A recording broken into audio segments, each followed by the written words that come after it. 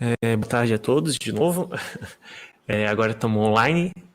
Eu estou aparecendo a minha câmera no YouTube, mas eu vou logo já desligar. Eu não consegui colocá-la no Jitsi, infelizmente, mas é só para dizer que eu existo aqui, para vocês darem uma olhada no meu rosto. Bom, enfim. Hans, queres começar então? Introduzindo ele?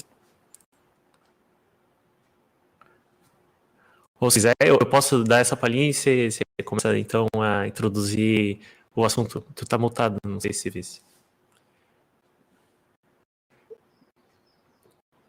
Tá, certo. Bom, eu vou apresentar, na verdade, os professores que eu conheço aqui, que é o José Lintzel, ele é inclusive o professor na graduação, aqui na UFSC, mais voltado na área de embarcados. Então, ele tem uma certa familiaridade com principalmente o mercado da área. Também tem o professor Deluca, que também é professor aqui na UFSC. Eu ainda não tive aula com ele, mas sei que eu vou ter breve. Também ele é ele é bem conhecido entre todo mundo, assim, entre os professores e alunos, por ser uma pessoa bem engajada, bem informada politicamente, pelo menos. Eu não conheço muito de perto, desculpa, mas vou conhecer melhor hoje. Estou ansioso, inclusive. Também tem a Carolina Silveira Bauer. Eu também estou conhecendo hoje, um prazer. Ela é indicada de um outro integrante aqui da SECOM, que não pôde estar hoje agora. Foi muito bem falada, é professora de História, acho que na URGS, perdão se errei, e está envolvida com... Bom, eu não vou me atrever a falar aqui mas sobre as áreas de pesquisa dela, porque eu posso errar alguma coisa, mas ela é professora de História. E tem o Andrei Santiago, que eu conheço menos ainda, desculpa, também estou conhecendo hoje, é um prazer. O Hans, que indicou, você pode dizer pelo menos as entidades que você faz parte, ou o Hans pode também introduzir, não sei.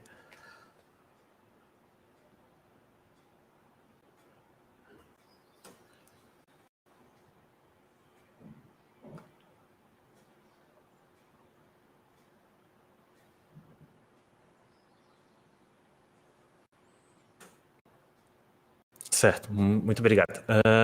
Bom, enfim, agora a gente vai começar a nossa conversa sobre o futuro das universidades públicas. O Hans pode fazer então a introdução então, um pouco no assunto, só para a gente se situar.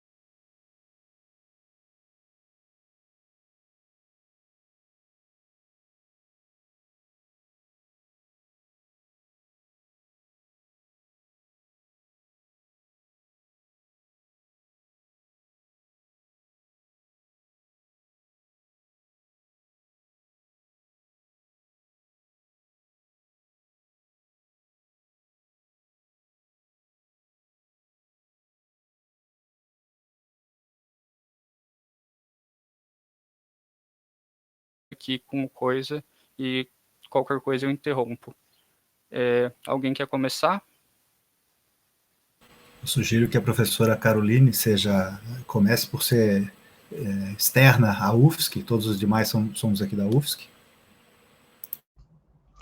Pode ser, então, pessoal. Bem, boa tarde a todas e todos. Publicamente queria fazer um agradecimento ao convite para estar aqui conversando sobre a universidade, esse espaço que, para quem faz parte dela, entende como mais do que um espaço profissional, né, um espaço de sociabilidade, um espaço de convívio, de realizações pessoais também, né?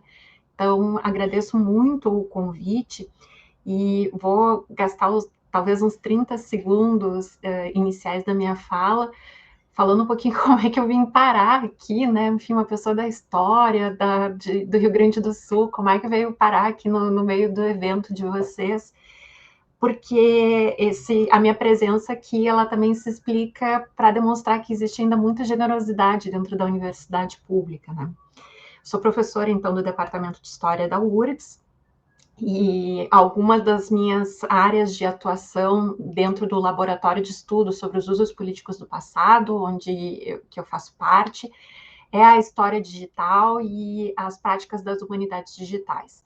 Então, nós temos feito uma aproximação do campo da história junto com a ciência da informação, ciência da computação.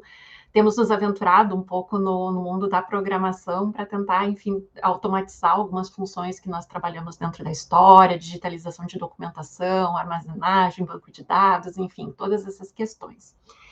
E um belo dia, um tempo atrás, eu fiz uma postagem no Twitter pedindo ajuda, se alguém poderia me ajudar com um código de um robô no Twitter, que o nosso código não estava funcionando, a gente não estava conseguindo implementá-lo. E aí um dos colegas de vocês, o João, se voluntariou a nos ajudar, enfim, desenvolveu todo o código novamente para a gente, e hoje um dos nossos projetos funciona, então, por causa dessa ajuda generosa, então, que nós tivemos, desse contato, então, interinstitucional. Então, é para também lembrar que existe bastante generosidade dentro da universidade pública ainda hoje.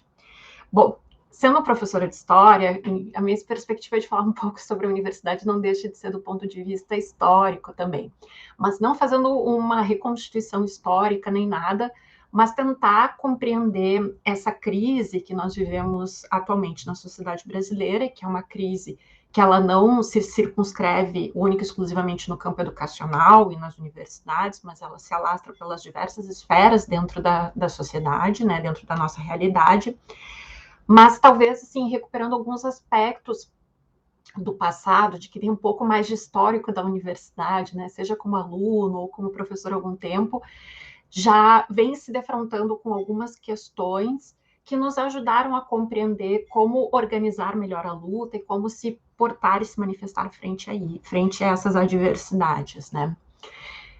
Eu fui estudante durante a década de 90 na universidade pública, né, na universidade pública onde hoje eu sou professora, então tenho bastante orgulho dessa trajetória. E na época, enquanto estudante de graduação, eu enfrentei o segundo governo do Fernando Henrique Cardoso, né, um governo que se apresentou como o governo que venderia absolutamente tudo, né, privatizaria as universidades públicas federais, que eram grandes elefantes brancos que só serviam para gastos, que não tinham produtividade, que não tinham, enfim, nenhum tipo de diálogo, nenhuma contribuição para a sociedade, nem nada. E estudei também numa universidade muito pouco diversa, não ia dizer nem majoritariamente branca, eu ia dizer talvez exclusivamente branca, uma universidade com ainda com caráter bastante elitista, que felizmente, quando ingressei enquanto professora, já vi um perfil muito mais diverso, um perfil muito mais plural, um perfil muito mais inclusivo, muito diferente dessa universidade dos anos 90.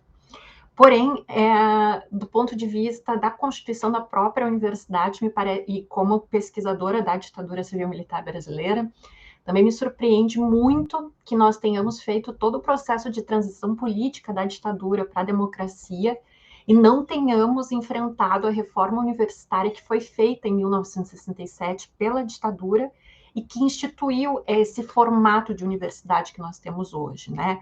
Com os créditos, desmembrando turmas, com cadeiras isoladas que muitas vezes dificultam essa organização de coletivos, de turmas, e, enfim, outras tantas questões, como, por exemplo, as eleições para reitores, que não são eleições diretas, são eleições de lista tríplice, e que em muitos lugares já deu muito problema, essas últimas eleições, desde 2018 até hoje, e me surpreende muito que nós não tenhamos enfrentado isso, né, e pensado uma organização e uma constituição mais democrática da própria universidade. Bom, enquanto professora de História também, e como parte do campo das humanidades, eu sempre fiz parte dos patinhos feios da universidade, né? Sempre das áreas que menos receber, sempre, historicamente, sempre menos recebem recurso. E, enfim, embora também muito engajados em que isso fosse, que se mudasse essa perspectiva das humanidades, né, enfim, dos professores de História, Filosofia, Sociologia, Ciência Política, enfim, como aquelas pessoas que ficam divagando e não entregam nada concreto para a sociedade, nós temos historicamente enfim, esse camoteamento, porque o nosso objeto ele é muito abstrato, ele não é palpável, ele não se materializa, enfim, tem várias questões nesse sentido. Mas, ultimamente, nós também temos enfrentado muitos novos desafios no que diz respeito à liberdade docente, no que diz respeito a posicionamentos políticos, não necessariamente partidários, mas posicionamentos políticos dentro da sala de aula, e isso tem nos tolhido muito as perspectivas de ensino, os nossos posicionamentos públicos, etc, etc. Bom, então, isso é um pouquinho o panorama, assim, para encerrar essa primeira consideração, assim, o que eu penso, assim, como um dos grandes desafios para a universidade, né, agora desse momento, assim. Ano que vem a gente vai passar por um processo de avaliação das políticas de ações afirmativas no Brasil, né? Depois de 20 anos da sua implementação, a gente vai ter, então, um primeiro resultado quanto a isso, e, do meu ponto de vista, acredito que a gente tem que continuar lutando para que essas políticas sejam aprimoradas e aprofundadas dentro da universidade, porque seu impacto foi muito positivo na universidade. Eu acredito também que com a pandemia nós temos outros dois grandes desafios também para a universidade. Primeiro, refletir muito e nos posicionar de forma crítica às perspectivas de um ensino híbrido, que foi aproveitado, né, por muitas instâncias do Ministério da Educação e por outros espaços, como a virtualização do nosso trabalho durante a pandemia, como uma perspectiva, então, para colocar essa demanda por uma educação híbrida no ensino superior, né? Então, fazer mesclagem entre o presencial e o online, mas nós sabemos que isso tem uma dimensão de muito desinvestimento no âmbito da universidade. E, por fim, eu acho que um outro desafio que a pandemia nos trouxe é o aprofundamento dos diálogos entre a universidade e as comunidades, né, do seu entorno, para compreender o que é feito dentro da universidade, o que é estudado por ali, qual é o comportamento dos seus alunos, professores, o que retorna para a sociedade como um benefício das reflexões que são feitas dentro da universidade, seja em projetos de extensões, seja através da divulgação científica, mas acredito que esse diálogo ele precisa ser cada vez mais aprimorado. Então, de início, acho que era isso. Agradeço mais uma vez o convite, estou aqui disposta para a gente conversar. Obrigada. Muito bom, professora. Queria primeiro dar boas-vindas a Brenda e o Yuji, que entraram agora para participar da roda de conversa com a gente. Bem-vindos. Gostaria de perguntar se alguém gostaria de seguir falando, senão podemos seguir na ordem. Se o professor De Luca me permite, eu gostaria de seguir. Bom, a exemplo da professora Caroline, eu gostaria de agradecer o convite, dizer que antes da pandemia eu já participei de uma conversa semelhante a essa, no modo presencial, acho que foi em 2019, 2018, não lembro mais. Até o professor De Luca estava junto, né? E gostaria, inclusive, de saudar essa iniciativa. Eu não me lembro, confesso que eu não me lembro se teve a semana acadêmica do ano passado, mas o fato desse esforço de manter a semana acadêmica de forma virtual, fazê-la acontecer, é uma ação de resistência, né? Então, porque a gente sabe, assim como nós, vocês estudantes também estão com muitas atividades, muitas demandas, e então ir além e colocar um esforço para fazer acontecer essa semana acadêmica com todas essas dificuldades é muito meritório, e eu saúdo isso, e acho que isso já é uma boa contribuição para melhorar a visão da universidade pública no contexto da sociedade que ela se encontra. Eu também fiz toda a formação na universidade pública, inclusive na Universidade Federal do Rio Grande do Sul. Eu fiz graduação em engenharia elétrica, mestrado, doutorado em microeletrônica, em ciência da computação, com ênfase em microeletrônica. Então, eu conhecia, pelo menos, né, até uns anos atrás, bastante profundamente a Universidade Federal do Rio Grande do Sul, e tive um passei 5 anos na Universidade Federal de Pelotas como professor, e depois me transferi aqui para a Universidade Federal de Santa Catarina em 2007. E eu entrei na Universidade Federal do Rio Grande do Sul como aluno de graduação em 1983, quando estávamos ainda na distensão, né, transição lenta e gradual do regime militar, ditatorial, né, para uma democracia aparente, né? E eu lembro que ainda existiam alguns assuntos, algumas conversas de que a gente era vigiado por alguns indivíduos que eram polícia, que ficavam fiscalizando quem é que falava mal contra o governo daquela época, né? Até eu acho que era o general Figueiredo, que era o presidente, né? E então foi um período em que, assim, eu cresci toda a minha infância em casa dizendo que era para, se alguém perguntasse se era do governo, a gente tinha que dizer que sim, que era do governo, porque senão a família poderia ser perseguida em casa, né? Então, vocês não passaram por isso, né? Quer dizer, o Deluca talvez tenha passado também, né? Mas foi um período muito, muito difícil, né? Muito difícil, e a gente, como criança, já sentia um pouco disso, né? É complicado, né? E aí eu concordo com a professora Caroline de que a transição que foi feita para a democracia, ela foi muito frágil, né? Não apenas na questão da universidade, mas mesmo com relação a todos os crimes que foram cometidos durante a ditadura, que foram simplesmente esquecidos, né? Anistiados, né? Então, a anistia, ela não era anistia, se vendia uma anistia para quem tinha realizado ações ditas de guerrilha, etc., né? Os chamados subversistas, né? Que também é uma questão interessante, porque subversivo é aquele que é contra as minhas ideias, né? Então, qualquer um pode ser subversivo, eu acho que eu sou subversivo, então. Mas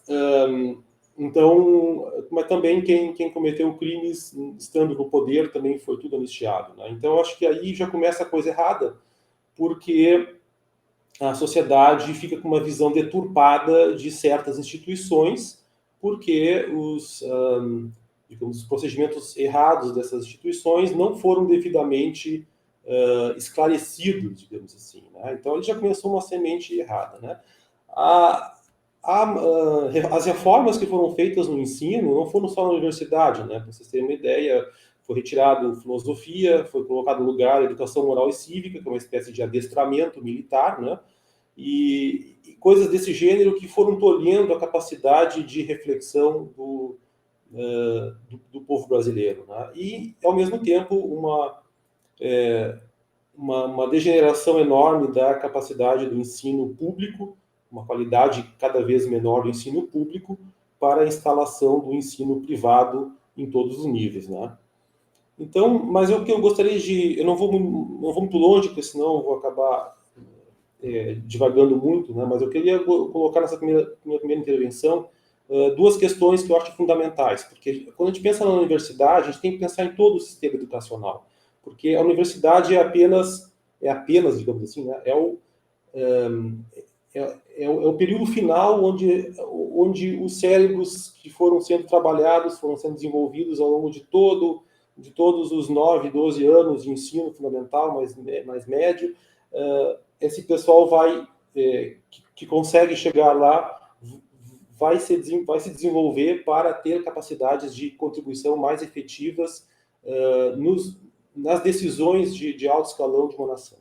Então, eu acho que a primeira coisa, eu passei um ano no meu doutorado na França, e eu pude observar um pouco do sistema educacional francês, né, que, claro, guardando as suas proporções, é um país muito mais um país com também uma diversidade étnica grande, mas com uma divisão administrativa não tão segmentada como a nossa, onde o governo centralizador consegue ter ações que homogeneizam o sistema educacional em todos os cantos do país, né? No Brasil, nós não conseguimos isso, porque o Brasil é muito grande, é muito diverso, é muito extenso, e a Constituição de 1988 dividiu a atribuição, a responsabilidade pela educação em 3 partes. Municípios ficam com o ensino fundamental, né, e pré-escola, na questão pública, né, claro. O ensino médio fica na mão dos estados, né, tirando fora o ensino médio profissionalizante, né, com os institutos federais, e o ensino público superior com o governo federal. Então, aí nós já temos uma segmentação muito complicada, porque justamente na base você vai ter uma educação que vai ser ajustada conforme as necessidades das regiões, e as necessidades, às vezes, elas são detrupadas para questões de interesses locais das oligarquias regionais, né? Então, o que eu queria dizer, na verdade, é que o maior capital de uma nação é o seu povo. E aí é necessário que a gente invista em educação para o povo. Quer dizer, não adianta... Que bom que o Brasil tem tantos recursos naturais, mas países com quase nenhum recurso material consegue projeção no cenário mundial, tanto comercial, quanto industrial, quanto cultural, sem ter nenhum recurso, né, material, porque investiu pesadamente na formação do cultural, educacional do seu povo. Então, a primeira coisa é essa. O verdadeiro capital de uma nação é a sua educação. Infeliz é a nação que não dá atenção para a educação. Não está fadada a não dar certo. A segunda coisa é que só existe um elevador social, é a educação. Eu sou a primeira pessoa da minha família, contando toda a árvore para 2 gerações para trás, a primeira pessoa da família que conseguiu estudar numa universidade pública. E o meu irmão foi a segunda. Okay? Então, tenho certeza que muitos daqui estão na mesma situação. Se não foram o primeiro, são o segundo, né, que conseguem estudar na universidade pública.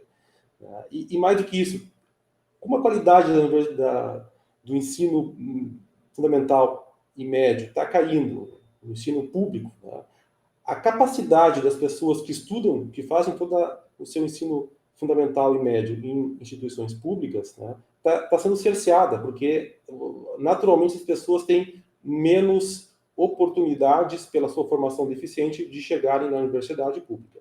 Então, esses 2 elementos eu queria colocar para vocês inicialmente, né, que o único elevador social que existe para a gente melhorar a qualidade de vida, né, de uma nação é a educação, e segundo é que o povo é o bem mais importante, a riqueza mais importante de uma nação. Tá? Na próxima rodada eu falo o resto, um pouco do resto. Professor De Luca.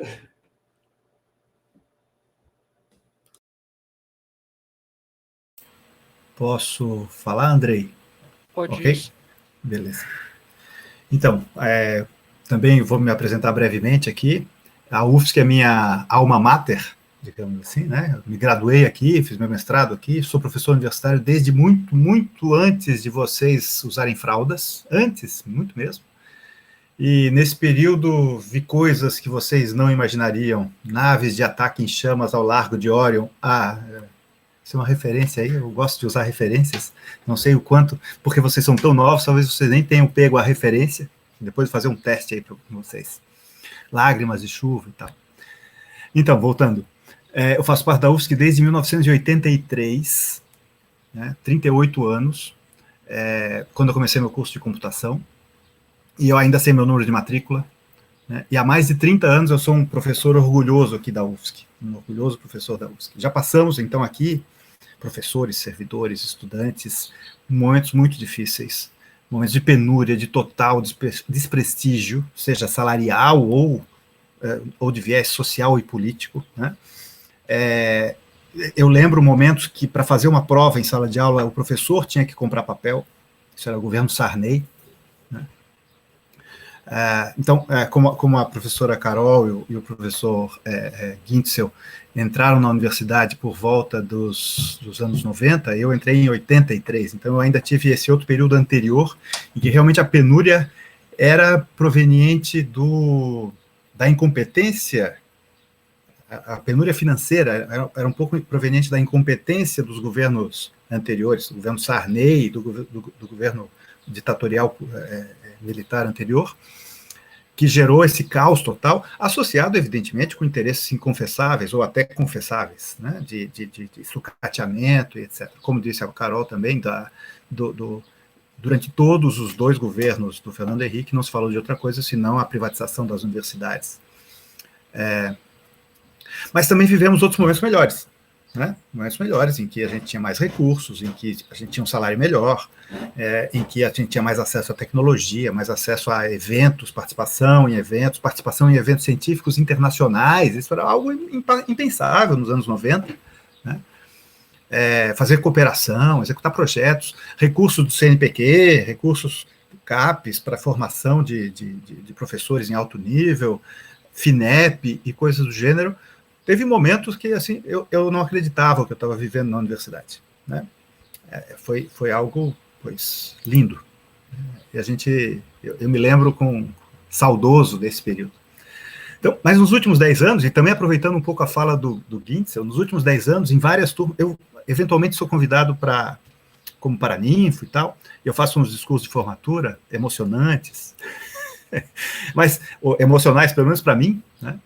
Qualquer formatura, para mim, é muito emocionante, seja pessoas que eu não conheço, ainda mais quando são meus ex-alunos, mas em várias turmas eu sempre via que o primeiro da família a entrar na universidade pública e a sair, nos últimos 10 anos, 12 anos talvez, primeiro a entrar na faculdade, porque aquela família não tinha tido acesso, porque o estudante não tinha conseguido. Então, o Gintzel, talvez um desses, talvez não nessa leva dos últimos 10 anos, mas era algo muito difícil entrar na universidade, então era muito elitista, né?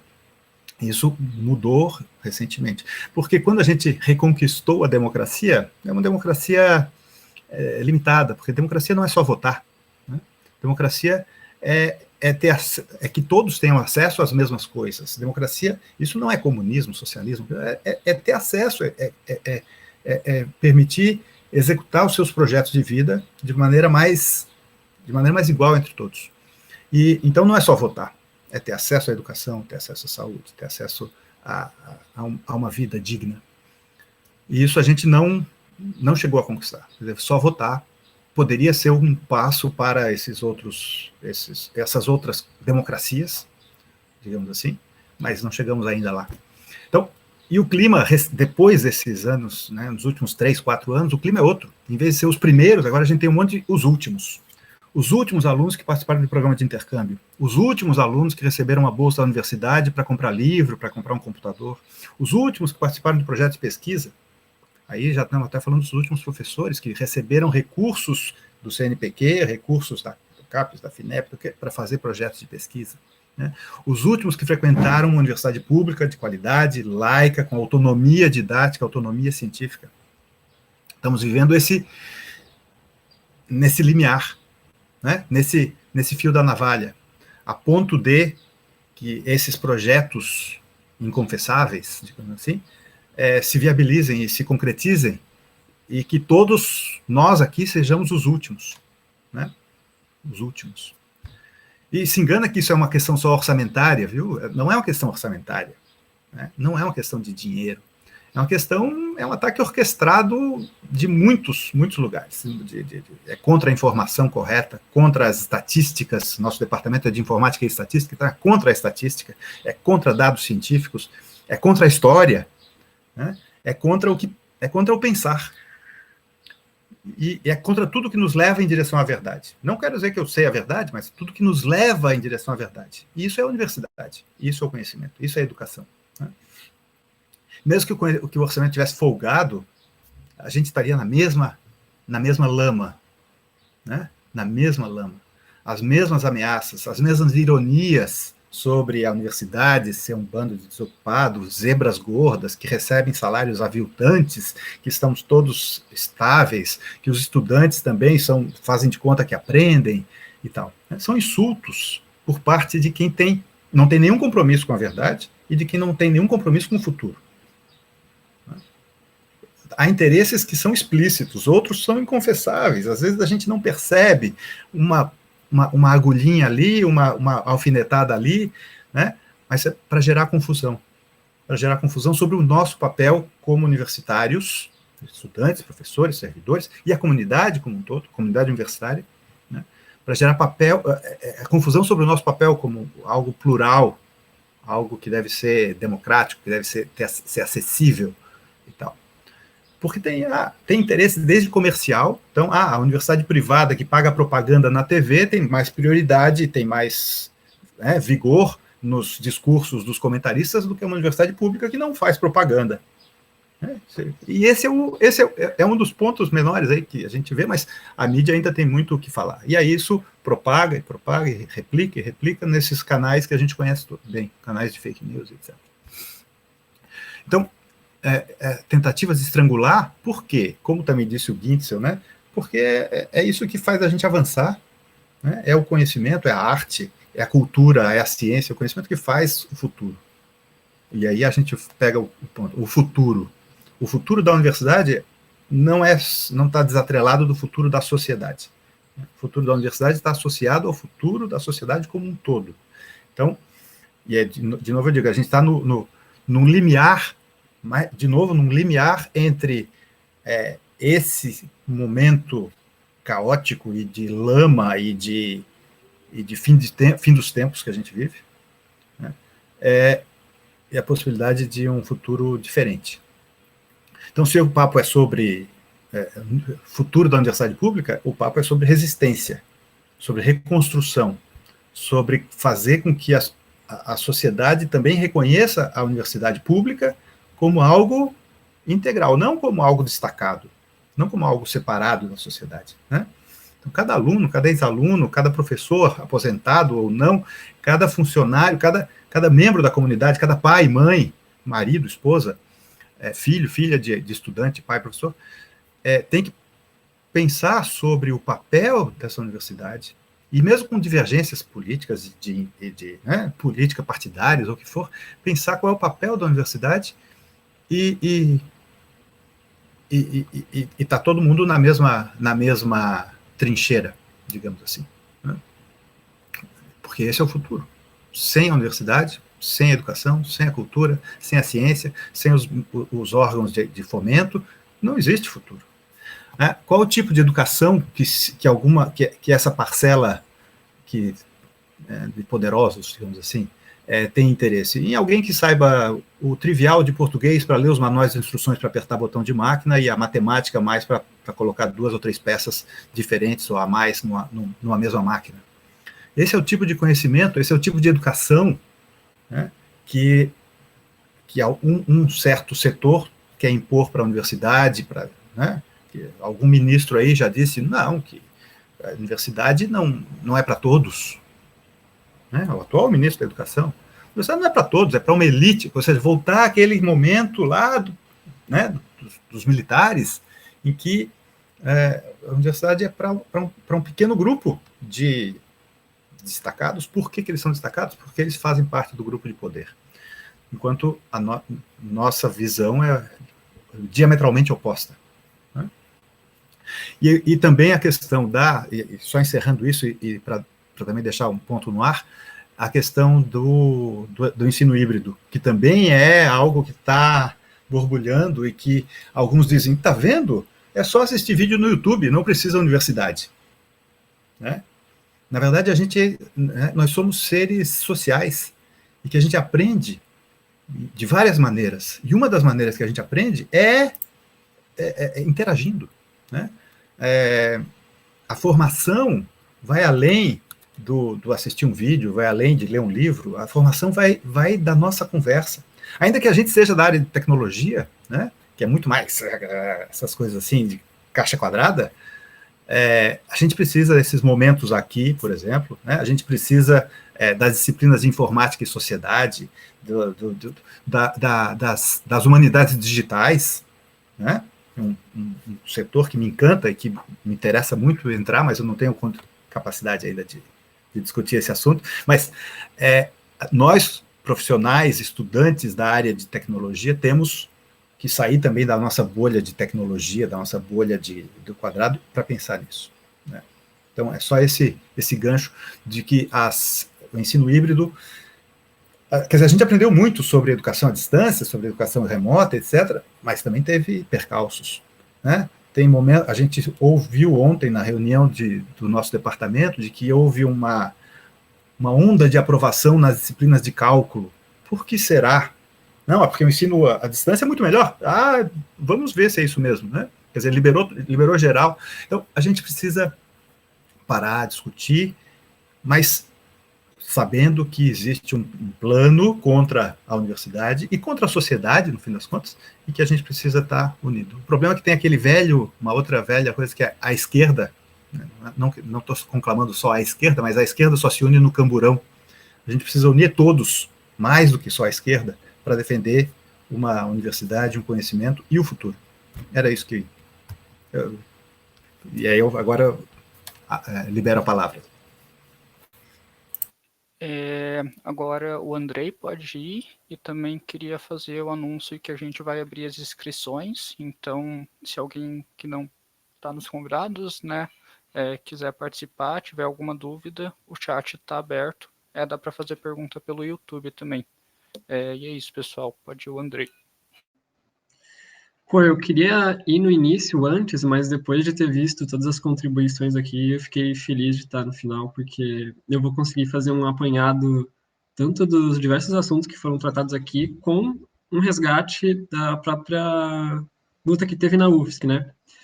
Para quem não sabe, eu faço parte do DCE da UFSC, eu fui da coordenação geral do DCE da UFSC, que representa todos os estudantes de graduação da universidade, por cerca de 2 anos, e eu estudei muito sobre a história do movimento estudantil em Santa Catarina, na UFSC, e como a própria Caroline comentou, né, a gente quando fala de futuro está com certeza ligando ao passado, né, tudo que a gente está vivendo é consequência do passado, então todos esses assuntos que foram debatidos aqui eu vou conseguir tratar um pouquinho com um pouco mais de especificidade para a questão aqui da UFSC, né, para a luta estudantil.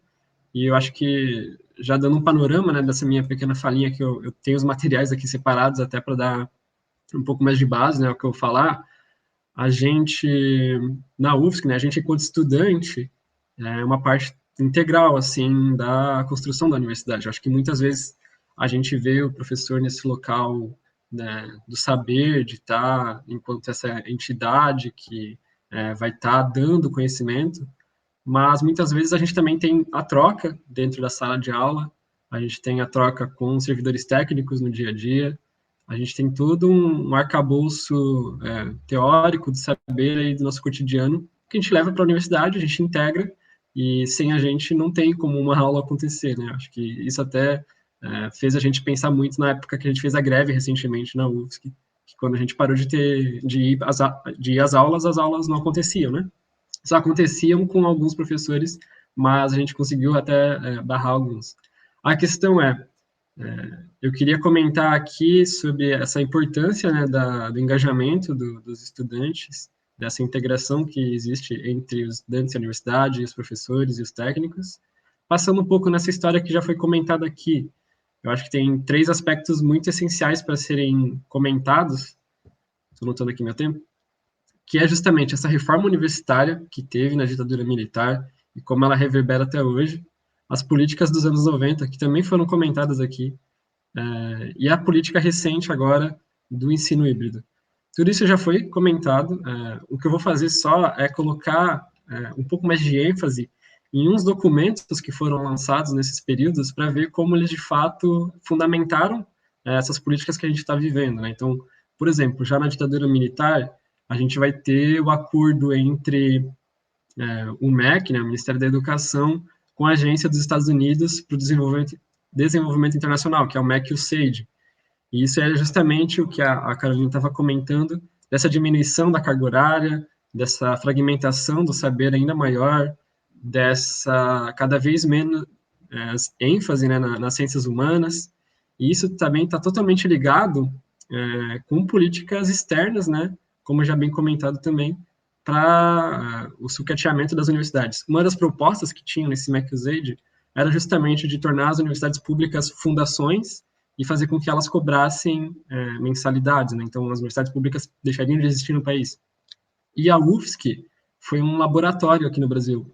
A UFSC, ela foi considerada pelo consultor do SAID, lá dos Estados Unidos, como um lugar muito ideal para fazer essa aplicação inicial, pelo fato de que a administração da UFSC, ela era muito semelhante a uma instituição privada já, é uma lógica de administração financeira ali que era muito ligada ao desenvolvimento da indústria catarinense, à formação profissional, então havia muito pouca ênfase no engajamento crítico. Só que, ao mesmo tempo, e isso é o que eu queria também destacar, se vocês forem estar pesquisando em alguns livros, eu tenho isso daqui, ó, o Movimento Estudantil em Santa Catarina, que tem na internet, se vocês digitarem Movimento Estudantil em Santa Catarina, vocês talvez encontrem o PDF, mas ele vai comentar que as engenharias, as ciências naturais, tecnológicas, eram os setores mais engajados da UFSC, porque era onde tinham mais estudantes concentrados, e a formação que eles estavam pensando ali para o desenvolvimento do país era bem diferente do que estava sendo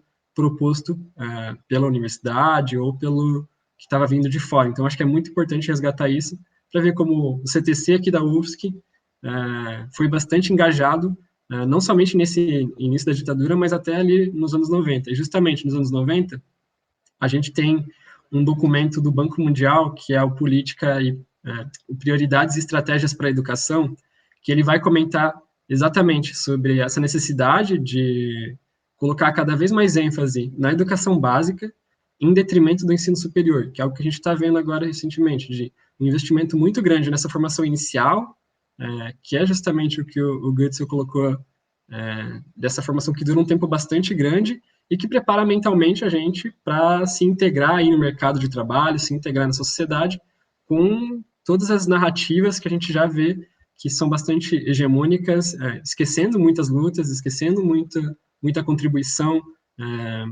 dos trabalhadores, das comunidades, da população negra, da população indígena, e isso é uma coisa que é muito importante de ser destacada, porque nos anos 90 existia um discurso muito grande da privatização das universidades e de uma regulação social da pobreza, que significa a educação, ela deveria ser ofertada, né, com essa ênfase no ensino básico, mas dando aos indivíduos as oportunidades deles se integrarem nesses locais, né? Não existia um programa social para colocar as pessoas nesses espaços, não existia uma política de acesso que fosse ampla.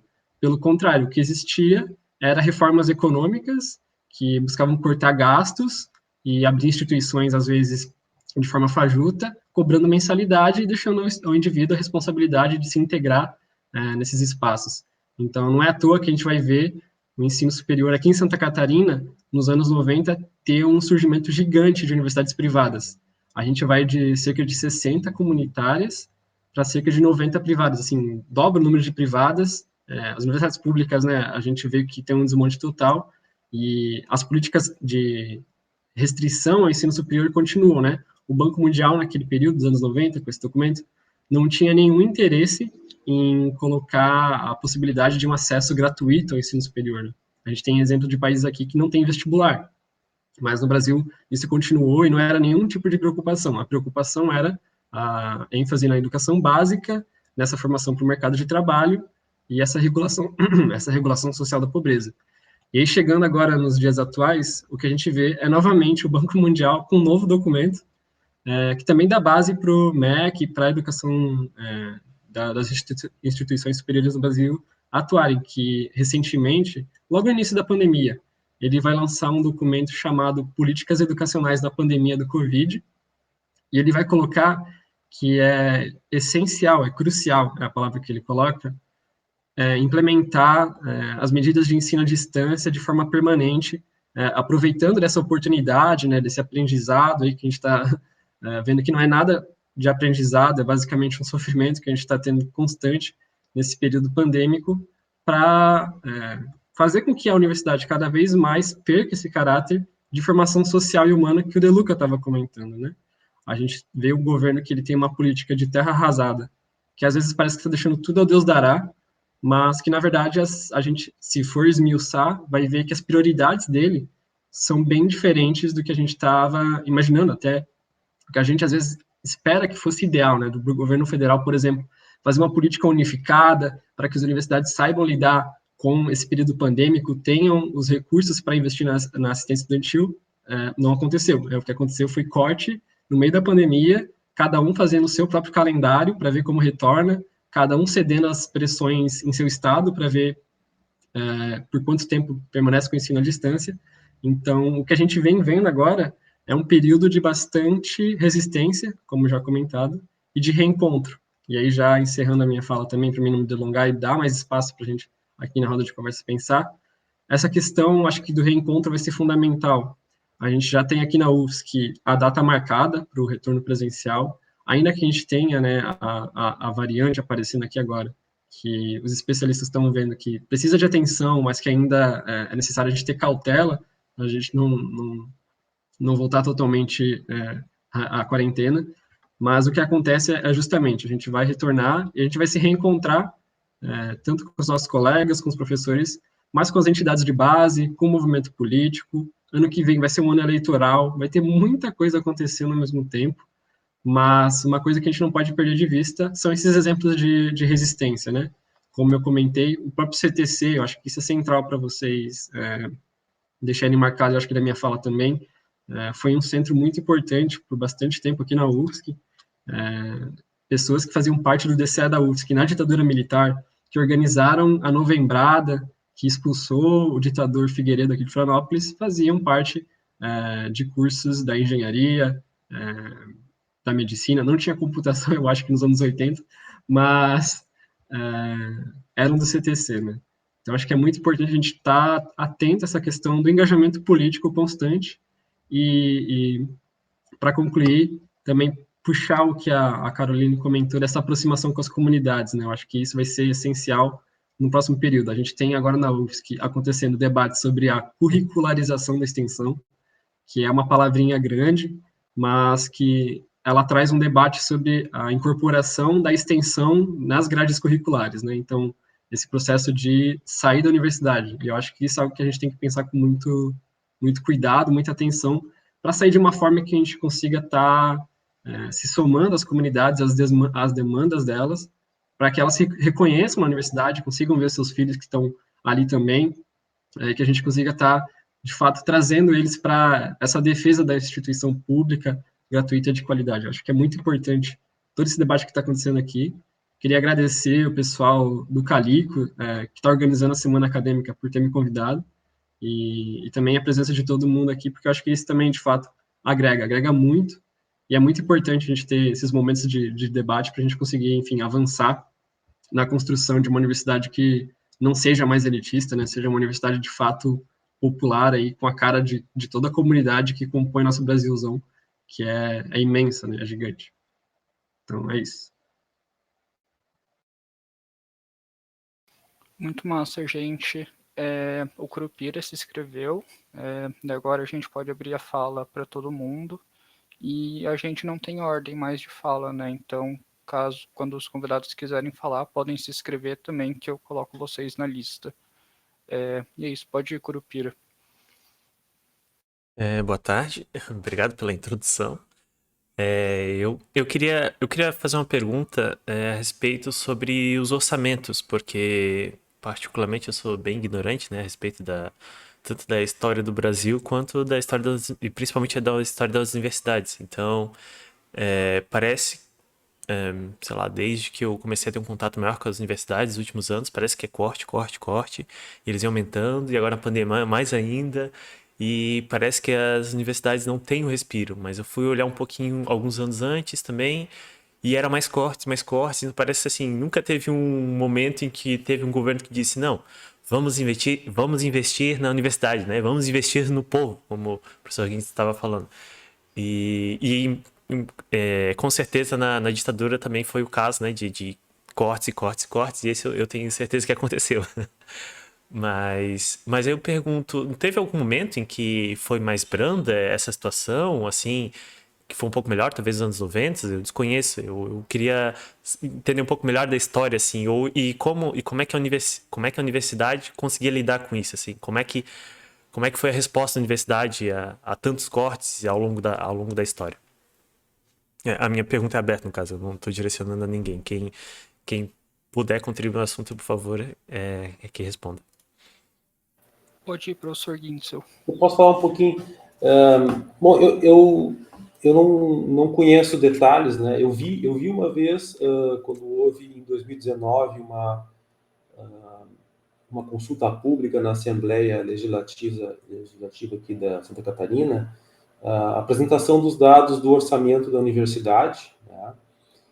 Mas eu não me recordo concretamente como é que é distribuído o recurso, tá? Mas acontece que, por exemplo, a folha de pagamento de professores, ela não é administrada, ela não é gerenciada diretamente pela reitoria de uma universidade pública, né? Universidade Federal, no caso. Ela entra como parte do orçamento, né? Faz parte do orçamento, do bolo de orçamento da universidade, mas não é gerenciada diretamente pela reitoria. Então, a reitoria só pode pagar as demais despesas, né? Então, eu não consigo me recordar exatamente como é que está isso hoje em dia, né? Mas o que eu me recordo é que quando eu entrei na Universidade Federal do Rio Grande do Sul como estudante, em 1983, professor De Luca, mesmo tempo que o senhor aqui na UFSC, a gente carregava folhas de papel almaço dentro da pasta, porque na hora da prova o professor passava a prova no quadro e a gente copiava e fazia a prova no papel almaço, tá? E também a gente carregava um rolinho de papel higiênico, porque no banheiro também não tinha papel higiênico, tá? Então, isso realmente foi durante todos os anos 80. Nos anos 90, começou a ter um certo recurso para pós-graduação. Então, houve uma injeção de recursos via CAPES e CNPq, com programas específicos para pós-graduação, que provavelmente as universidades aproveitaram para infraestrutura de laboratórios. E eu lembro que em 1986, 87, houve um aumento substancial do número de bolsas de iniciação científica no governo Sarney, eu acho que foi, que até eu consegui uma bolsa de iniciação científica. Eu tinha um currículo bem ruinzinho e mesmo assim eu consegui a bolsa de iniciação científica, né, que foi onde comecei a gostar da parte acadêmica, digamos assim. E depois, com a entrada do PT no governo, né, houve, a partir de 2000, não lembro se foi 2007 ou 2006, foi criado o programa Reúne, que, após uma negociação bem ferrenha no Congresso, com concessões para abrir mais universidades privadas, conseguiu-se recursos para expandir o sistema de universidades federais. Então, com isso, por exemplo, a UFSC, com esse recurso, ela criou mais 3 campi, né? Araranguá, Curitibanos, Joinville, tem mais um? 3 campos. Blumenau, é verdade, Blumenau, exatamente. Blumenau, 4 campos. Criou-se a Universidade Federal da Fronteira Sul, tá? Enfim, uma série de universidades foram criadas, né, nesse período. E aqui na UFSC eu ajudei a criar um curso, que foi o curso de Engenharia Eletrônica, que com mais 50 vagas por semestre. Então, houve uma expansão substancial e o recurso do Reúne também foi investido em construção de prédios, porque sempre houve uma restrição no uso de recursos para construção de infraestrutura nas universidades federais. Então, com o recurso do Reúne, foi possível uma expansão física, inclusive com construção de prédios, né?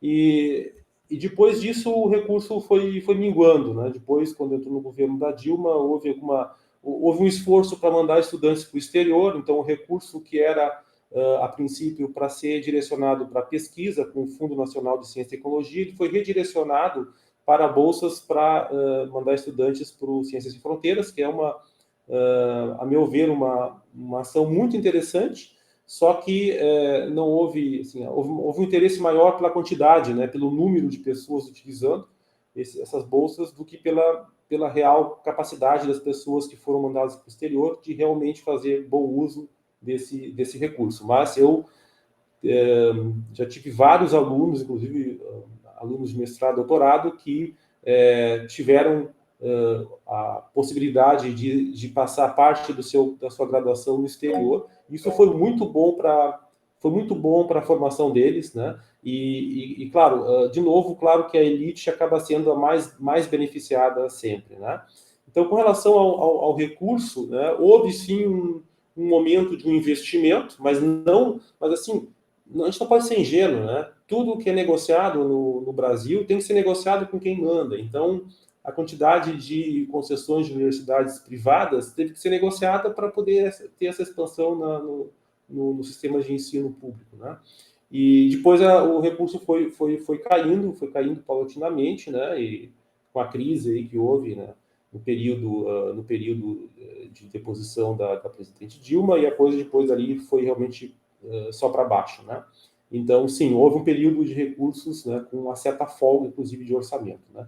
Na UFSC tem uma parte do orçamento que é o recurso oriundo de parcerias com empresas, tá? Então, eu não refuto essa parceria com empresas, porque, afinal de contas, um dos objetivos da universidade é fomentar a atividade econômica, né? Inclusive, muitos produtos que talvez não tivessem interesse, não tivesse recurso para o setor privado desenvolver, a universidade pode, né, o meio público, por meio da universidade, pode desenvolver tecnologias novas, né, e que depois podem gerar empregos, podem gerar recurso para a sociedade. Então, esse é um dos papéis da universidade também.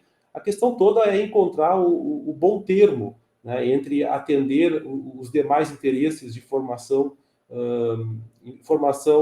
libertadora, digamos assim, né, da população brasileira, né, libertadora de consciências, tá?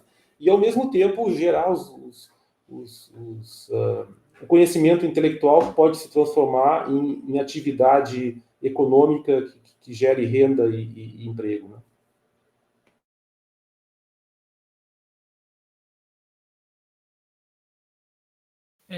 A professora Caroline tinha se colocado, e daí está aberto. Está esmutada. Tem que liberar o microfone. Sim, sim. Desculpa, gente. Eu estava tentando compartilhar a tela aqui ao mesmo tempo com vocês. Para quem tem um pouco de interesse para conhecer das universidades, tudo, eu sugiro que vocês façam uma visita no portal da transparência, daí vocês podem fazer daí buscas específicas a respeito de cada uma das universidades, tá? Aqui, por exemplo, só a título de ilustração, eu peguei a situação nossa da URGS, né? Nós tínhamos como despesas previstas para 2021 2,6 bilhões de reais, né? Enfim, quando a gente fala esses números, eles são absolutamente assustadores, né? E, se eu não me engano, a URGS ela é uma das universidades com um dos maiores orçamentos recebidos do governo federal, né? Desse ano, então, foi 1,7 bilhões. Essa discrepância entre despesas e orçamento recebido, vocês já podem ter uma noção de que nós ficamos no negativo em 2021. E, ao mesmo tempo, nessa porcentagem que... Eu não sei se a minha tela é grande o suficiente, se dá para ver aqui, mas que esse valor de 1,7 bilhões recebidos do governo federal representa tão somente... eu estou voltando aqui... Pronto. Representa tão somente 0,05% do orçamento total da União. Então, a Universidade Federal do Rio Grande do Sul, que é uma das maiores universidades do Brasil, não ocupa nem 0,1% de todo o orçamento proveniente do Estado brasileiro, né? Então, é muito interessante mexer com esses dados. Eu vou copiar aqui no chat o link da URGS, né? Se vocês desmembram o link, né? Enfim, daí buscam o que vocês querem saber mais sobre as outras universidades. Enfim, eu também acredito assim que nos primeiros anos dos anos 2000, né, principalmente a partir de 2006, as universidades elas começaram a ter um orçamento recomposto. A gente começou a ter, de novo, bolsas de iniciação científica, programas de permanência, enfim, outros tantos recursos que eles não são tão provenientes do orçamento da universidade, mas de políticas públicas em educação que acabam beneficiando a universidade também, né? Para nós, pesquisadoras e pesquisadores, nós, como o De Luca falou, assim, nós podíamos contar com as agências de financiamento que pagavam a participação de congressos ou a realização de congressos e tudo mais, porque isso é uma das coisas que se fala muito para os professores universitários brasileiros, e sem dúvida alguma isso é um diferencial nosso no restante do mundo. Nós temos um salário que é um salário que nos coloca numa porcentagem ínfima da população brasileira, ou seja, um salário que é considerado um salário muito bom, porém, nós pagamos muito para trabalhar. Nossas viagens, o nosso material de trabalho bibliográfico, isso tudo é bancado com os nossos recursos. E ainda então que, comparativamente com professores universitários dos Estados Unidos ou da Europa, o nosso salário seja significativamente muito maior, eles possuem recursos da universidade para financiar o seu próprio trabalho. Então, o seu salário é basicamente o salário como pagamento pelo seu trabalho, e não como um recurso para ajudar o financiamento do próprio trabalho, como a gente enfrenta aqui no Brasil, né? Mas, enfim, então esses dados são bem bacanas, então, para vocês explorarem. E uma pergunta que foi feita daí uma parte da pergunta feita pelo Curupira, eu acho demais, assim, pela primeira vez na vida eu estou falando com o Curupira, assim, achei genial isso, assim. Mas uma das últimas partes dessa pergunta, assim, foi o que a gente fez com essa redução orçamentária, né, dos últimos anos. E acho que essa parte da tua pergunta, assim, ela é fundamental, porque a redução dos orçamentos para as universidades federais significou uma precarização do trabalho dos docentes, significou uma precarização da permanência dos alunos dentro das universidades, e muitas vezes se acostumou-se com a precariedade, ou se naturalizou a precariedade. E eu acho que isso é uma das piores coisas possíveis que se pode ter em relação ao serviço público, é se acostumar com a precariedade e pensar que o serviço público tem que ser desse jeito, ou que a universidade pública é desse jeito, né? Então, por mais que nós vivemos numa sociedade extremamente desigual, e quando a gente coloca essa questão da precarização dos salários, das bolsas, da permanência, da infraestrutura das universidades, a gente sabe que a gente está demandando coisas frente a um momento onde as pessoas têm cada vez mais buscado alimentos no lixo, né? Então, parece uma coisa que é realmente muito deslocada na nossa realidade, mas eu acredito que a gente não pode se acostumar com a precarização, de forma alguma. A gente não pode achar que tem que ser assim. E acho que isso é um dos fatores que nos motiva também para continuar lutando por melhores condições para a existência de todas e todos dentro da universidade. Só dando um último complemento, se eu posso, que a nossa universidade, a respeito de orçamento e a respeito dos cortes, ao longo desse último ano, por exemplo, a nossa universidade, que havia ameaça de decreto de tem que voltar presencial e tal, a nossa universidade não teria condições de manter a universidade aberta, de pagar a eletricidade, de pagar a água, de pagar o giz, de pagar o que fosse, se as aulas tivessem que voltar presenciais ao longo desse último ano, né? Então, esse é o nível de corte orçamentário que a gente tem visto. Eu não sei o quanto... Isso não é porque falta dinheiro, aquilo que eu já falei antes, né? Não é porque falta dinheiro, porque a gente é 0,0, como disse a Caroline, nós somos quase nada em relação a orçamento, mas é o interesse que está por detrás, a projeção de o que deve ser e o que não deve ser, ou a terra arrasada, como eu acho que falou o Andrei, não foi?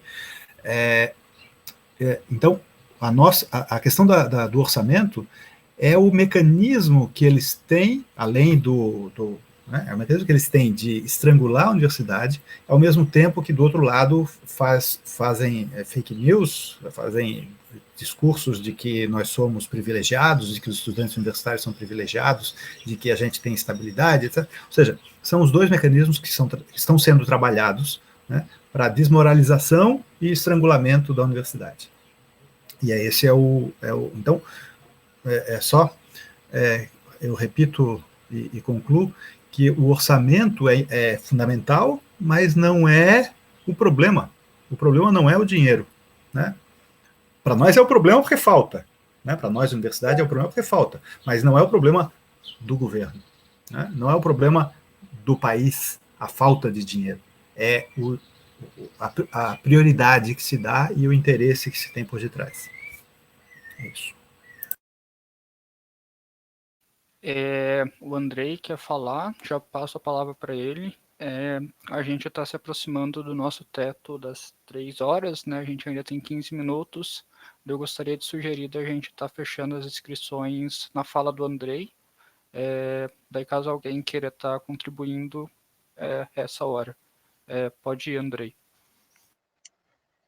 Não, o papo está muito bom, tem muitos ganchos, dá para ficar até mais tarde. Eu achei que ia ser papo reto, cada um faz sua contribuição, mas está superando as expectativas aqui tranquilamente. Eu queria ligar com o que o De Luca comentou dessa questão do orçamento, né?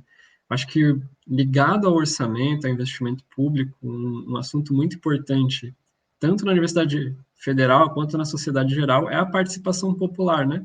Essa questão da própria democracia que estava sendo comentada, desse acesso a uma cidadania, a um governo conseguindo enxergar as pessoas enquanto sujeitos políticos ativos, engajados, que não se tem. Eu acho que é muito importante destacar que a gente já vem vivendo um período de crise sistêmica que é cíclico, mas que agora está se demonstrando cada vez mais estrutural. Se vocês forem ver, a gente tem períodos, né, em que a gente tem crescimento econômico, né, no século XX e tudo mais, depois vem uma crise, abala com tudo, depois tem um crescimento, depois uma crise. Só que a gente está vendo que desde os anos 80 para cá, as condições de vida no geral, a gente tem muita luta para conseguir melhorias, mas a gente vê que tem muita precarização acontecendo, muita naturalização de coisas que são inaceitáveis acontecendo, e isso faz cada vez mais surgir propostas mirabolantes de exploração das pessoas e do nosso conhecimento, como, por exemplo, acho que uma coisa muito exemplar disso é a questão dos aplicativos, né, que surgiram recentemente, que não existiam até 2010, que não existiam até 2010, e recentemente, às vezes, as pessoas têm que se auto-empregar, têm que alugar a sua bicicleta para ir trabalhar sem nenhum tipo de garantia trabalhista, sindical, sanitária, humana. É muita coisa que a gente vê que é inaceitável, que a gente vê passando do nosso lado de bicicleta, com uma mochila, e indo trabalhar com uma comida quente nas costas e a fome na barriga, né? Acho que isso é uma fala que foi também muito bem colocada por lideranças, né, dos movimentos que são de entregadores de aplicativos, para demonstrar essas contradições que estão cada vez mais explícitas. Eu acho que essa questão do orçamento e da participação popular é essencial. Se as pessoas tivessem um amplo acesso, um amplo conhecimento nesse direcionamento das verbas, isso não é nada utópico, né? A gente tem aqui até os exemplos que são de conselhos municipais, que existem atualmente, sim, existem conselhos hoje em dia em prefeituras que as pessoas dão opiniões sobre vários assuntos, sobre saúde, sobre educação, sobre assistência social, só que são espaços muitas vezes bem restritos, que às vezes também não dão oportunidade para a grande maioria da população participar, porque a população está trabalhando, está fazendo diversas outras coisas para sobreviver. Então, é toda uma lógica que faz com que as pessoas não consigam estar tendo uma consciência e disponibilidade para poder estar participando desses espaços. Então, acho que é muito importante a gente pensar nisso, porque isso reverbera tanto na sociedade quanto na universidade. E aí, já encerrando essa minha fala, a gente tem na nossa universidade algo que a Caroline colocou ali, de uma estrutura da ditadura que é muito presente, e a gente vê isso nas eleições para a reitoria, e a gente vê isso em qualquer disputa que tem dentro das universidades, em colegiados de curso, onde os professores eles têm 70% do peso dos votos, os técnicos têm 15% e os estudantes têm 15%. Quando os técnicos não comparecem, os estudantes têm 30%, o que é extremamente desigual, sendo que a gente compõe, como eu já falei lá no início, uma parte integral da universidade, né? Então, a gente tem todo um acúmulo de fora da universidade, a gente tem todo um acúmulo da nossa troca com os professores, com nossos colegas,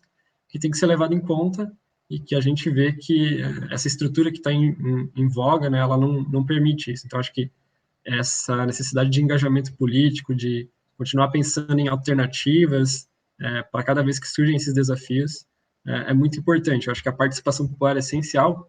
Então, a gente já tem aquele ditado popular de que duas cabeças pensam melhor do que uma. Imagina quando a gente tem 5, 10, uma pluralidade de visões aí que a gente consegue estar pensando nessas maneiras de solucionar tudo que a gente está vendo aqui que não está sendo positivo. Então, acho que é muito importante esse debate aqui que a gente está, o quê? Cerca de 9, 10 pessoas aqui, e a gente consegue já pensar em 1 milhão de situações, 1 milhão de assuntos para a gente poder pensar como resolver e onde a gente pode sair daqui e ir para algo mais positivo. Então, acho que seria essa minha contribuição essencial. Pode ir o professor Guintzel, então. Bom, a professora Carolina, na sua primeira intervenção, ela destacou bem a característica da universidade como local de diverso, de integração, de construção de um espaço em que as pessoas podem se desenvolver, trocar experiência. O professor De Luca também falou nesse sentido. Então, a universidade é o universo, né? E nesse sentido, a gente precisa preservar esse ambiente para que todas as pessoas que estão frequentando a universidade possam ter esse acesso a todas as oportunidades que a universidade pode dar, né? E aí eu queria, assim, a universidade ela tem que ser diversa, né? Então, o que me preocupa um pouco na questão da UFSC em particular é quando eu vejo algumas características não muito agradáveis da nossa sociedade sendo refletidas na própria UFSC, né, como intransigência nas discussões, né, pessoas que não querem discutir efetivamente, né, que não estão abertas, né. Acho que a discussão ela tem que ser feita com espírito aberto para tentar escutar primeiro o que o outro tem, né, e não chegar já com todos os seus preconceitos, né, tentar estar aberto a uma discussão e tentar absorver ideias diferentes, né, que está disposto a mudar, né, evoluir, né. Acho que isso faz parte da evolução, e nós, como universidade, a gente tem que desenvolver um pouco mais esse papel, né, e temos que eu acho até que, pelo menos no período que eu fui estudante na URGS, né, e eu lembro que eu via muito mais debate de estudantes, principalmente, do que aqui na UFSC. Talvez a UFSC seja um fenômeno mais recente, né? Então, eu acho que a gente tem que valorizar mais o espaço de debate, né? Mas um debate também que seja um debate profícuo, um debate pode ser acalorado, mas tem que ser respeitoso, né? Tem que, enfim, a gente tem que acolher mais as ideias dos outros e não rejeitar apenas sem uma análise mais profunda, né? E nesse aspecto eu queria passar uma mensagem final de otimismo, porque foram tantos ataques à universidade pública desde que eu entrei em 1983, né? Já se vão aí uns 40 anos, e nós estamos aqui ainda, né? E em relação a 1983, quando eu entrei, está bastante melhor, tá? Eu pude constatar isso. Acho que pode melhorar muito mais. Então, quando as pessoas que estão envolvidas efetivamente na construção de uma universidade diversa, pública, aberta, que possa acolher pessoas de todos os matizes, né, independente de qualquer posicionamento político, religioso, qualquer etnia, entende? Quer dizer, uma coisa completamente completamente aberta, realmente democrática, quando a gente se propõe a fazer isso, nós somos imbatíveis, essa é a verdade. Tá? Só que nós precisamos nos organizar melhor. Nós precisamos levantar os pontos em que nós podemos atuar como professores, estudantes, funcionários, para melhor defender a universidade pública como instituição essencial, tá? Não como uma instituição que está reservada a uma elite. Né? Esse papel realmente nós temos que evitar de qualquer maneira. Então, como é que a gente pode fazer isso? Né? De muitas maneiras. Por exemplo, existem estudantes aqui na UFSC que desenvolvem um programa de um curso preparatório para vestibular chamado Einstein, que é aberto. Tá? Então, isso é uma iniciativa fantástica. Ele deveria ser muito mais propagada, né? Deveria fazer essa informação passar mais, circular mais. Mas a gente poderia, por exemplo, o próprio DCE poderia organizar isso, né? Os diretórios acadêmicos poderiam organizar auxílio às escolas públicas. Né? Por exemplo, a professora Christiane von Wangenheim, ela tem uma iniciativa chamada Computação na Escola, em que eles ensinam computação nas escolas fundamentais. Eu acho que isso poderia ser elevado ao expoente, né, da 10 na 2, 10 na 3, para que os estudantes da UFSC pudessem fazer, aproveitando que vão ter, então, as atividades complementares, né? Por que não criar atividades complementares e que os estudantes se organizem e preparem programas de ensino para as escolas carentes, né? Quanto mais carente, melhor, para mostrar computação, né? E isso para todos os cursos é possível, né? Reforçar o ensino da matemática, né? O ensino da física, né? E ali, chegando ali, claro, fazer a propaganda com a camisetinha da UFSC, por exemplo, né? Enfim, fazer essa divulgação, porque às vezes também a gente é um pouco modesto demais em fazer nossas ações, né? Então tem que trabalhar um pouco também com as mesmas ferramentas que o pessoal do setor privado trabalha, que é o marketing, né? Mas fazer um marketing que seja um marketing honesto, né? Então, se a gente for ajudar a sociedade, a gente deve mostrar que somos nós da UFSC que estamos fazendo isso, né? Então, tem uma série de ações que a gente pode fazer, né? E que a gente pode, enfim, no caso da UFSC, nós devemos reconstruir a imagem que nós mesmos temos da UFSC. Porque eu vou lá no campus do Vale, lá na URGS, eu vejo um monte de estudantes com a camisetinha da URGS. Eu venho para cá, não vejo um estudante com camiseta da UFSC. Né? Tem um estudante com camisetinha de tudo que é marca internacional aí, né? De camisetinha comprada nos shops lá nos Estados Unidos, mas não veio ninguém com a camisetinha da UFSC, né? É raro ver, quando se vê, é um outro moletom do curso que estão fazendo. Mas, assim, o marketing que a gente deveria fazer, né, deveria ser o tempo inteiro. Então, me parece que não existe nem sequer uma satisfação de fazer parte dessa comunidade. Então, eu acho que a gente também, nós somos responsáveis por tudo isso, né? Então, se a mídia não nos dá o nosso espaço, o espaço para nós mostrarmos quem nós somos, vamos mostrar do jeito que a gente puder. Tá? E, bom, acho que essa é a minha mensagem, de que nós somos difíceis de matar, né? Nós somos quase Highlander, digamos assim, mas nós temos que nos organizar melhor. Ok? E é isso aí. Pode ir o professor De Luca agora. Certo, obrigado. O primeiro, comentar uma coisa que eu tinha esquecido de comentar antes, que quando o Andrei falou, eu fiquei assim, puxa, é isso mesmo. Nós temos uma data marcada 18 de abril para retorno, mas não, a gente tem uma data marcada de reencontro. Essa é uma palavra que eu acho que fez, sabe, é um chip aí que muda, é um interruptor que muda, porque é um momento de reencontro. Vai ser emotivo, inclusive, né? Claro, com problemas de saúde, de sanitários ainda, etc. e tal, mas é um momento de reencontro. Então, eu quero agradecer ao Andrei por essa palavra. Certo, Andrei? Obrigado. Quero também agradecer aqui a toda a nossa conversa, porque me parece que é isso que a gente precisa fazer mais, né? Conversar. Quando a gente está afastado, quer dizer, desde lá do MEC USAID, né, de separar as turmas e das pessoas não... é um pouco do fetiche da mercadoria, esse negócio de que a gente não se reconhece ali e não se reconhece no curso, não reconhece na turma, porque as turmas são de cursos separados e que a gente se encontra 2 horinhas por semana e nunca mais. Isso está exacerbado agora com o negócio do ensino híbrido, né? E como eu já disse, nós somos seres sociais, a gente precisa se encontrar, e esse reencontro vai fazer muita diferença, eu acho, né?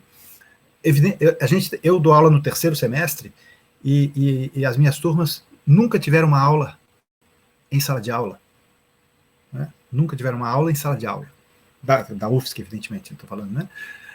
Então, vai ser, inclusive, momentos de descoberta e etc. Vai ser um momento bonito. E isso é o otimismo que eu também quero trazer. Mas que da nossa necessidade de convivermos, da nossa necessidade de superar esse período passado, né? De superar esse período desses 2 anos agora, talvez 3 anos, a gente pode, né? E o ano que vem, e aí a gente supera isso e fica como uma mácula no passado desse nosso país, mas a universidade também acredito que se regenera, mas para isso, de novo, precisa que seja uma ação coletiva, como também disse o Gintzel, que seja uma ação em que a gente, não quero dizer baixar bandeiras, a gente tem que trazer as nossas bandeiras, mas colocar para discutir as bandeiras, né? Então, de todos os lados, a gente precisa discutir, e só assim, tinha uma piada antiga, se a gente não se reúne, né? Se a gente não se reunir, a gente se extingue. Era uma piada com o Raoni e o Sting. Se a gente não se reunir, a gente se extingue. Os mais velhos vão lembrar dessa história. Falando nisso, quero saber quem é que tem aquela referência das naves em Orion lá, quero saber quem é que sabe do que eu estava falando. E só para encerrar, então, mais uma referência. Todos esses que aí estão atravancando o meu caminho, eles passarão, nós passarinho. Ok? É isso, gente. Obrigado pelo debate, que eu acho que foi muito bom e é isso que a gente está precisando mais ainda aqui na universidade.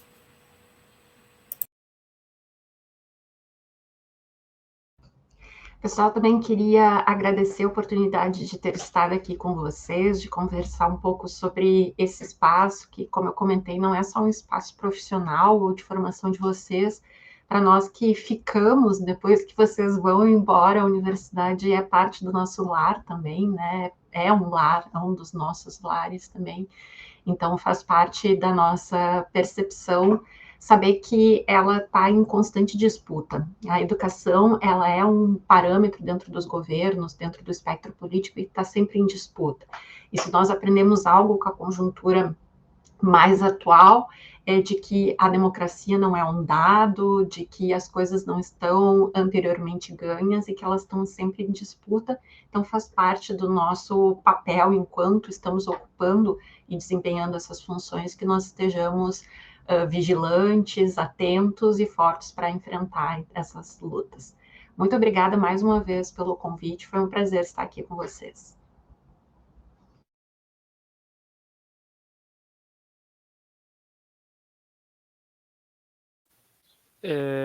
Eu acho que é isso, né, pessoal? Agradecer a participação de todos. A gente acabou sendo mais uma conversa, né, entre os 4 participantes, mas acho que foi muito rica para quem estava acompanhando.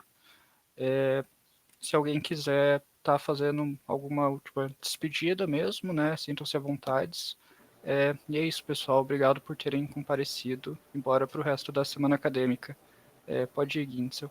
Eu esqueci de agradecer, então. Eu achei que eu ia ter que sair correndo, mas ainda tem uns minutinhos. Então, gostaria de agradecer pelo convite. E realmente nós precisamos conversar mais, né? Muito obrigado pela troca a conversa em si, né? Ouvir as posições de vocês. Eu assino embaixo de tudo que foi falado aqui. Então, foi uma conversa entre amigos, né? Então, não foi um debate, porque para haver debate é preciso ter pontos pelo menos mais distantes, né? Haver confrontação, mas não houve confrontação, porque foi realmente uma conversa entre amigos. Então, eu gostaria de agradecer por essa conversa entre amigos, que ajuda também a gente se motivar e continuar por mais um pouquinho, aguentar por mais um pouquinho esse trabalho remoto, que tem sido difícil para todos nós, porque justamente nós somos seres sociais. O professor De Luca tem toda a razão, e o processo de ensino-aprendizagem ele é muito mais amplo, né? Os recursos que a gente usa, inclusive para ensino à distância, podem ser bem aproveitados, mas não são substitutivos da presença. Nós falamos com muito mais coisa. Tá? Nós nos expressamos e convivemos com muito mais coisa, e nós, professores, aprendemos muito com vocês, alunos, né? Não são só vocês que aprendem. Então, nós sentimos muita falta desse ambiente real para nos tocar, né? Não sei se é possível apertar a mão, né? Mas quem sabe tocar o soquinho, o cotovelo, enfim, nós precisamos disso muito, né? E as conversas também são muito importantes, né? Então, pelo menos a gente ainda pode fazer esse tipo de evento, como nós estamos fazendo aqui, essa roda de conversa. Então, eu agradeço muito a todo o pessoal do Calico, né, a professora Carolina, professor De Luca, ao Andrei, né, por essa oportunidade de trocarmos algumas experiências, né, e nos enriquecer, né, como seres, porque o nosso objetivo realmente é a busca da felicidade, né, e não há felicidade sozinho, né, a gente não consegue ficar feliz se não tiver mais gente feliz junto com a gente, né. É como tomar um vinho, uma cerveja maravilhosa sozinho. Qual é a graça? Você não pode falar para ninguém, não pode compartilhar. Então, a felicidade é isso. A gente tem que compartilhar as coisas com as pessoas, né? Enquanto a gente não consegue compartilhar com todas as pessoas que gostariam de compartilhar com a gente não vai conseguir ser 100% feliz, né? Então, a gente tem que lutar mesmo para a universidade ser plena e integradora, acolhedora de todos que puderem, que quiserem entrar na universidade pública, né? Eu acho que essa sim é a minha mensagem final, tá? E um Feliz Natal para todo mundo aí. Certinho, tchau, tchau. Até mais, pessoal. Feliz Natal. Obrigado, boa tarde a todos. Dois, gente, até mais. Boas festas, tchau, tchau.